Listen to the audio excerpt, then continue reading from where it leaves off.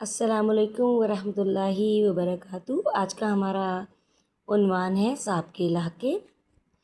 سابقہ کسے کہتے ہیں؟ علامت کو سابقہ کہتے ہیں۔ بعض اوقات کسی لفظ کے شروع میں کوئی علامت لگا کر اس سے ایک نیا لفظ بنایا جائے، جیسے ادب سے پہلے اگر ہم بے لگا دیں تو کیا بن جائے گا؟ بے ادب۔ سمجھ سے پہلے اگر ہم نہ لگا دیں تو کیا بن جائے گا؟ نا سمجھ۔ اب اس میں بے اور نا کیا ہیں؟ سابقے۔ اب دوسرا ہے لاحقہ۔ جب کوئی علامت کسی لفظ کے آخر میں لگائی جائے اور اس سے نیا لفظ بن جائے تو اسے ہم کیا کہتے ہیں؟ لاحقہ۔ جیسے دولت کے بعد اگر ہم مند لگا دیں گے تو کیا بن جائے گا؟ دولت مند۔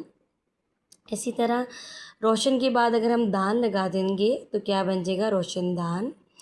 اب درج ذیل سابقوں کی مدد سے تین الفاظ بناتے ہیں۔ پہلا ہے سابقہ بد۔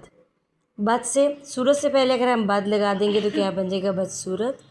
شکل سے پہلے اگر ہم بد لگا دیں گے تو کیا بن جائے گا؟ بد شکل۔ مزاج سے پہلے اگر ہم بد لگا دیں گے تو کیا بن جائے گا؟ بد مزاج۔ اسی طرح ہم سے بنائیں گے سابقے: ہم جماعت، ہم عمر، ہم شکل۔ نا سے بناتے ہیں نامراد، نادان، نااہل۔